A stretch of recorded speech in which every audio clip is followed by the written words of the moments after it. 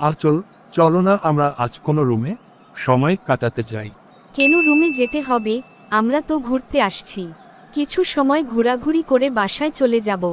বুঝতেছ না, আজ 14ই ফেব্রুয়ারি, ভালোবাসা দিবস। তো কি হয়েছে? ভালোবাসা দিবসে ঘরে বন্দি হয়ে থাকতে হবে নাকি? তুমি বুঝতে চেষ্টা করো আমি কি বলছি। দুজনে মিলে একটু একান্ত সময় কাটাতে পারতাম। আসলে নীল, তুমি যেটা চাচ্ছ আমার পক্ষে সেটা করা সম্ভব না। কেন? তুমি কি আমাকে বিশ্বাস করো না? বিশ্বাস করি বলেই তোমাকে ভালোবাসি। বিশ্বাস না করলে ভালোবাসা যায় না।